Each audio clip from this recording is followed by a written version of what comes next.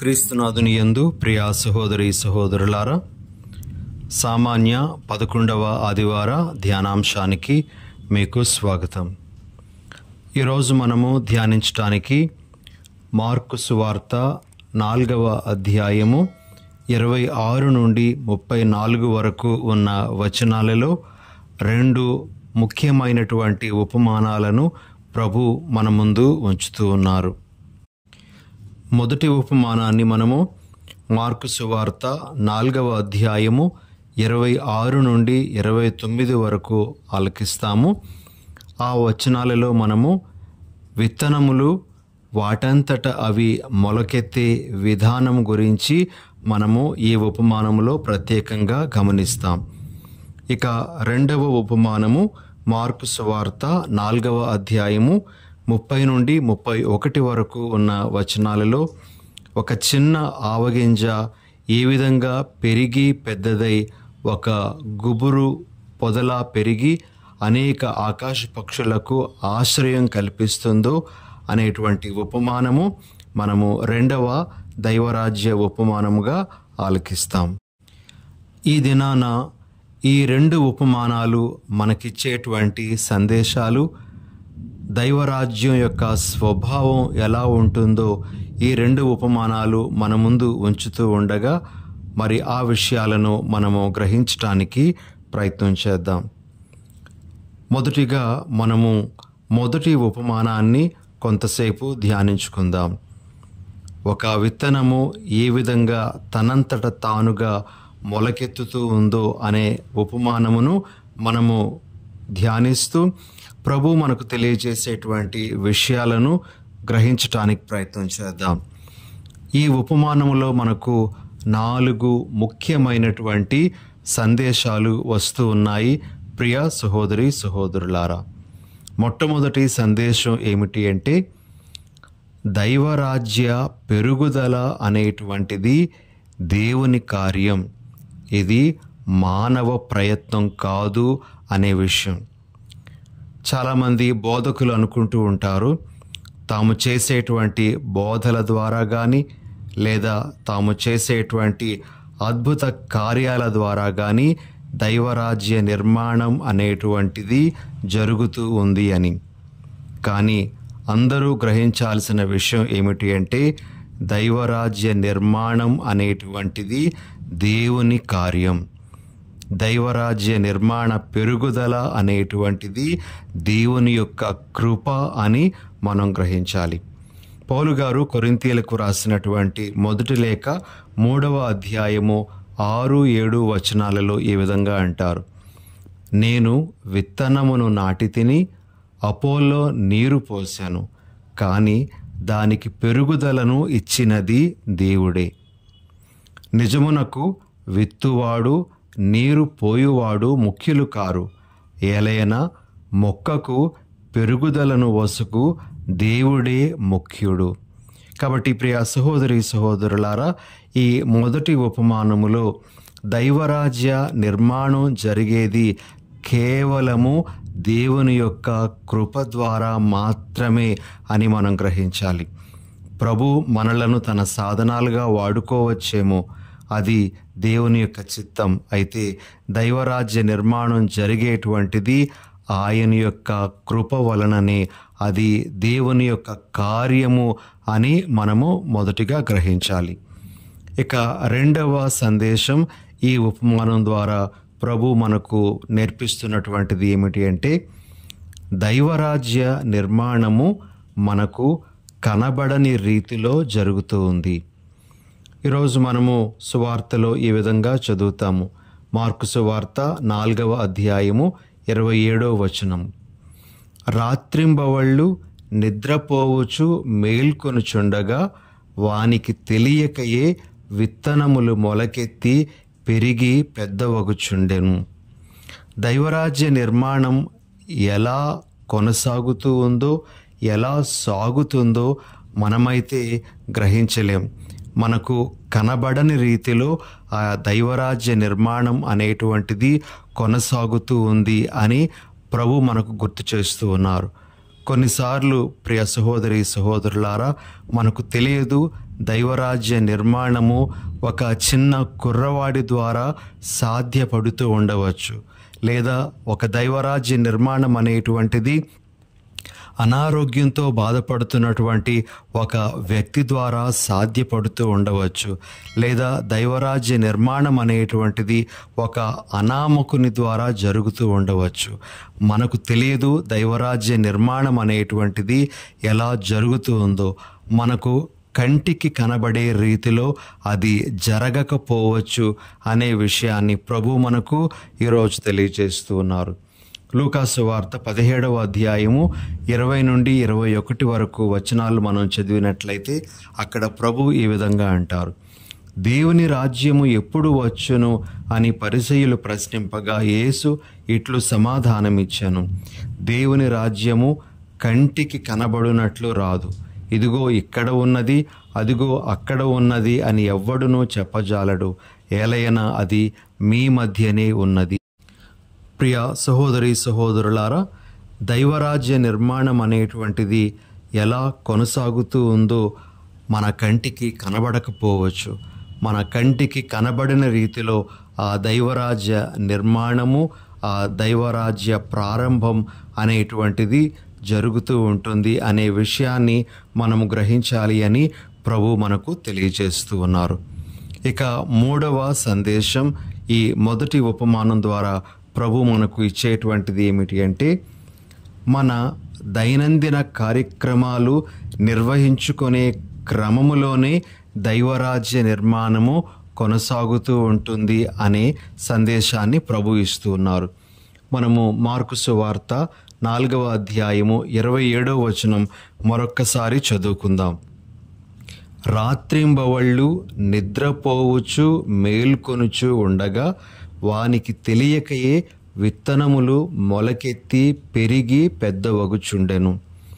రాత్రింబవళ్ళు నిద్రపోవచ్చు మేల్కొనుచుండగా అనేటువంటి మాటలు దేనిని సూచిస్తూ ఉన్నాయి అంటే, ఆ విత్తువాడు తన దైనందిన పనిపాటులను మామూలుగా నెరవేర్చుకుంటూ వెళ్తూ ఉన్నాడు. తన పనిపాటులను అతడు నెరవేర్చుకోవలసిన రీతిలో నెరవేర్చుకుంటూ వెళ్తూ ఉండగా ఈ దైవరాజ్య నిర్మాణం అనేటువంటిది కొనసాగుతూ ఉంది అనే విషయాన్ని ప్రభు మనకు తెలియజేస్తూ ఉన్నారు. కాబట్టి ప్రియ సహోదరి సహోదరులారా, మన దైనందిన జీవితాన్ని మనము చక్కగా నడిపించుకుంటూ వెళ్తూ ఉండేటప్పుడు దైవరాజ్య నిర్మాణం అనేటువంటిది కొనసాగుతూ ఉంటుంది అనే విషయాన్ని మనం గ్రహించాలి. దైనందిన జీవితము అని చెప్పినప్పుడు ఈ దైనందిన జీవితంలో మనకు ఇవ్వబడినటువంటి బాధ్యతలు, వీటిని మనము సక్రమముగా నెరవేర్చుకుంటూ వెళ్ళేటప్పుడు, అదేవిధంగా మన యొక్క విధులన్నీ కూడా మనము చక్కగా నిర్వహించుకుంటూ వెళ్ళేటప్పుడు దైవరాజ్య నిర్మాణం అనేటువంటిది చక్కగా కొనసాగుతూ ఉంది అని మనము గ్రహించాలి అని ప్రభు మనకు బోధిస్తూ ఉన్నారు. ఇది ఒక సందేశము మనకు ఈనాటి ఉపమానం ద్వారా వస్తున్నటువంటిది. ఇక ఆఖరుగా దైవరాజ్య నిర్మాణం గురించి ప్రభు మనకు ఈ ఉపమానం ద్వారా ఇచ్చేటువంటి సందేశం ఏమిటి అంటే, దైవరాజ్య నిర్మాణం అనేటువంటిది క్రమేపీ జరుగు ఒక ప్రక్రియ. ఈ ప్రక్రియ పూర్తవడానికి ఓర్పు అవసరం. అది వెంటనే కనబడకపోవచ్చు, కానీ అది క్రమేపీ జరిగేటువంటి ఒక కార్యముగా మనము గ్రహించాలి అని ప్రభు మనకు తెలియజేస్తున్నారు. మార్కు సువార్త 4వ అధ్యాయము 28వ వచనంలో మనము ఈ విధంగా చదువుతాము. భూమి నుండి మొదట మొలకలు, వెన్ను, అటుపిమ్మట కంకులు పుట్టును. ప్రియ సహోదరి సహోదరులారా, ఇక్కడ మనము గమనించాల్సినటువంటి విషయం ఏమిటి అంటే, ఒకేసారి మనము కంకులను చూడటం లేదు. మొదటిగా మొలకలు, తర్వాత వెన్ను, ఆ తర్వాత కంకులు. ఇవే మనము చూసేటువంటి విధానం. ఒక ప్రక్రియల దైవరాజ్యం అనేటువంటిది కొనసాగుతుంది. వెంటనే మనకు పూర్తి చేయబడినటువంటి ఒక వస్తువులాగా దైవరాజ్యం అనేటువంటిది కనబడదు. అది క్రమేపీ జరిగేటువంటి, ఏర్పడేటువంటి ఒక కార్యముగా మనము గ్రహించాలి అని మనకు ఈ ఉపమానము బోధిస్తూ ఉంది. ఈ విధంగా 4 ముఖ్యమైనటువంటి సందేశాలు మనకు ఈ మొదటి ఉపమానం నుండి వస్తూ ఉన్నాయి. మొదటిది, దైవరాజ్య నిర్మాణము అనేటువంటిది దేవుని కార్యము. రెండవది, ఈ దైవరాజ్య నిర్మాణం అనేటువంటిది మనకు కంటికి కనబడేటువంటి విధంగా జరగకపోవచ్చు అనేటువంటిది. మూడవది, మన దైనందిన కార్యక్రమాలు నిర్వహించుకునేటువంటి క్రమములోనే దైవరాజ్య నిర్మాణం అనేటువంటిది జరుగుతూ ఉంది అని. ఇక ఆఖరుగా దైవరాజ్య నిర్మాణం అనేటువంటిది ఒక ప్రక్రియలా కొనసాగుతూ ఉంది అని, క్రమేపీ అది ఏర్పడుతూ ఉంది అని ప్రభు మనకు తెలియజేస్తూ ఉన్నారు. ఇవి 4 ముఖ్యమైనటువంటి విషయాలు ఈరోజు మనం ఆలకించే మొదటి ఉపమానము నుండి గ్రహించాల్సినటువంటివి. ఇక రెండవ ఉపమానము, ప్రియ సహోదరి సహోదరులారా, ఆవగింజ ఉపమానం.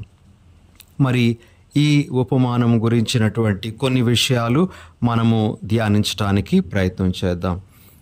ప్రభు యొక్క మాటల్లోనే మనం చూసినట్లయితే ఆవగింజ అనేటువంటిది అన్ని విత్తనాల కంటే కూడా చాలా చిన్నదైనటువంటి విత్తనంగా కనబడుతుంది అని ప్రభు చెప్తారు. మార్కు సువార్త 4వ అధ్యాయము 31వ వచనము. అది ఒక ఆవగింజను పోలి ఉన్నది.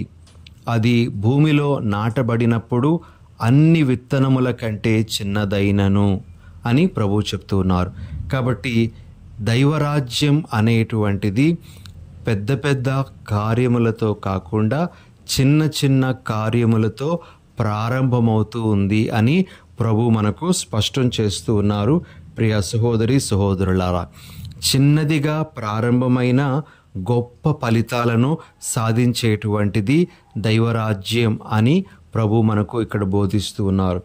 ఉదాహరణగా మనం చూసుకున్నట్లయితే యేసు ప్రభు పునరుత్థానం అయ్యేటప్పటికీ ఆయనను అనుసరిస్తున్నటువంటి శిష్యుల యొక్క సంఖ్య చాలా పరిమితం. మరి మేడగదిలో ప్రభు పరిశుద్ధాత్మను పంపేటప్పటికీ అక్కడ కూడినటువంటి వారి సంఖ్య కేవలము 120 మంది అని అపోస్తుల కార్యములు 1వ అధ్యాయము 15వ వచనంలో మనం చదువుతాం. అయితే పెంతుకోస్తు తర్వాత, పేతురు గారి ప్రసంగం తర్వాత ఎంతమంది చేర్చబడ్డారు అంటే సుమారు 3000 మంది చేర్చబడినట్లుగా అపోస్తుల కార్యములు 2వ అధ్యాయం 41వ వచనంలో చదువుతాం. అటు పిమ్మట ఆ శిష్యుల సంఖ్య 5000 మంది వరకు చేరినట్లుగా మనము అపోస్తుల కార్యములు 4వ అధ్యాయము 4వ వచనంలో చదువుతాం. ఇంకా 6వ అధ్యాయము 1వ వచనంలోను 7వ వచనంలోను ఏ విధంగా ప్రభువును అనుసరిస్తున్నటువంటి వారి సంఖ్య పెరుగుతూ వచ్చిందో మనము గమనిస్తాం.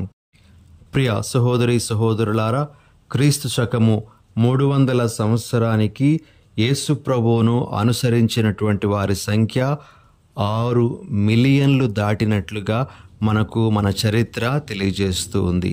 ఈ విధంగా కేవలము 12 మంది అపోస్తులు, ఆ తర్వాత 120 మందితో ప్రారంభమైనటువంటి ఆ తొలి సంఘము 300 సంవత్సరానికి 6 మిలియన్లకు చేరినట్లుగా మనము గమనిస్తూ ఉన్నాం. ఈ విధంగా దైవరాజ్య నిర్మాణం అనేటువంటిది చాలా చిన్న చిన్న కార్యములతోనే ప్రారంభమవుతూ ఉంది అని ప్రభు మనకు తెలియజేస్తూ ఉన్నారు. ఇక్కడ మనము నేర్చుకోవలసినటువంటి విషయం ఏమిటి అంటే, దైవరాజ్య నిర్మాణము మనము ప్రారంభించాలి అంటే మనము చేయగలిగేటువంటి చిన్న చిన్న పనులతోనే అది మనం ప్రారంభించవచ్చు అని ప్రభు మనకు తెలియజేస్తూ ఉన్నారు. పెద్ద పెద్ద అవకాశాల కోసం, మన బ్యాంక్ అకౌంట్లో పెద్ద మొత్తాల కోసం మనం వేచి ఉండాల్సినటువంటి అవసరం లేదు. మనం చేయగలిగేటువంటి చిన్న చిన్న కార్యాల ద్వారానే, మనం చేసేటువంటి చిన్న చిన్న సహాయాల ద్వారానే దైవరాజ్య నిర్మాణం అనేటువంటిది కొనసాగుతూ ఉంది అనే విషయాన్ని గమనించాలి. మనం చేసేటువంటి చిన్న చిన్న మంచి కార్యాలు కూడా గొప్పవైనటువంటి ఫలాలను సాధించగలవు అని మనం గ్రహించాలి అని ప్రభు మనకు ఈనాడు గుర్తు చేస్తూ ఉన్నారు. కాబట్టి ఆవగింజ ఉపమానం ద్వారా ప్రభు మనకు నేర్పిస్తున్నటువంటిది ఏమిటి అంటే దైవరాజ్య నిర్మాణం అనేటువంటిది చిన్న చిన్న కార్యాలతోనే ప్రారంభమవుతూ ఉంది అనే విషయం. ఇక రెండవ సందేశం ఈ ఆవగింజ ఉపమానం ద్వారా మనకు అర్థమయ్యేటువంటిది ఏమిటి అంటే దైవరాజ్యములో ప్రతి ఒక్కరికి కూడాను ఆశ్రయం దొరుకుతూ ఉంది అనే విషయాన్ని ప్రభు మనకు నేర్పిస్తూ ఉన్నారు. దైవరాజ్యం అనేటువంటిది అందరికీ సంబంధించేటువంటి విషయం. ఇది కేవలము కొద్ది మందికి మాత్రమే సంబంధించేటువంటిది కాదు. ఇందులో ఎవరికైనా ఆశ్రయం దొరుకుతూ ఉంది అనే విషయాన్ని ప్రభు మనకు తెలియజేస్తూ ఉన్నారు. మార్కు సువార్త 4వ అధ్యాయము 32వ వచనంలో ఈ విధంగా మనం చదువుతాం. పెరిగి పెద్దదైనప్పుడు మొక్కలన్నింటికంటే పెద్దదై కొమ్మలతో రెమ్మలతో ఒప్పుచుండును. ఆకాశ పక్షులు దాని కొమ్మలలో గూళ్ళు కట్టుకొని నివసించును. ఈ మాటల ద్వారా ప్రభు మనకు తెలియజేస్తున్నటువంటి విషయం ఏమిటి అంటే దైవరాజ్యం అనేటువంటిది అందరినీ ఆహ్వానించేటువంటి ఒక గొప్పదైనటువంటి కార్యముగా ప్రభు మనకు తెలియజేస్తూ ఉన్నారు. అందరికీ దైవరాజ్యంలో స్థానం ఉంటుంది. ఎవరు కూడా వెలివేయబడరు అనే విషయాన్ని గ్రహించాలి అని ప్రభు మనకు తెలియజేస్తూ ఉన్నారు. ముఖ్యంగా ప్రియ సహోదరి సహోదరులారా, మనము యేసు ప్రభు యొక్క అపోస్తుల బృందాన్నే పరిశీలిస్తే ఆయన యొక్క అపోస్తుల బృందంలో సుంకరులు ఉన్నారు, పాపులు ఉన్నారు, సంఘ బహిష్కృతులు ఉన్నారు, ఏమీ తెలియనటువంటి అజ్ఞానులు కూడా ఉన్నారు. మరి ఇటువంటి వారందరికీ తన శిష్య బృందంలో స్థానం కల్పించినటువంటి ప్రభువు తాను స్థాపించినటువంటి దైవరాజ్యంలో అందరికీ స్థానాన్ని ఇస్తారు. అనగా అందరూ తమ యొక్క జీవితాలను మార్చుకునేటువంటి విధంగా తన దైవరాజ్యంలో అందరికీ స్థానం ఉంటుంది అని ప్రభు మనకు తెలియజేస్తూ ఉన్నారు. ఈనాటి మొదటి పట్టణము యెహెజ్కేలు గ్రంథము 17వ అధ్యాయం నుండి గ్రహింపబడినటువంటిది. 23వ వచనంలో మనము ఈ విధంగా ఆలకిస్తాము. ఎత్తైన ఇజ్రాయేలు కొండపై నాటుదును, అది కొమ్మలు చాచి కాయలు కాచి గొప్ప దేవదారు వృక్షమగును. వివిధ జాతి పక్షులు దానిపై వసించును, దాని కొమ్మలలో ఆశ్రయము బడియును. ఇక్కడ దేవుడు యెహెజ్కేలు ప్రవక్త ద్వారా ఒక దేవదారు కొమ్మను ఆయన నాటి ఆ కొమ్మ ద్వారా ఏ విధంగా పెద్ద వృక్షం తయారవుతుందో, దానిలోనికి ఏ విధంగా ఆకాశ పక్షులు వచ్చి గూళ్ళు కట్టుకుంటాయో తెలియజేస్తూ ఉన్నారు.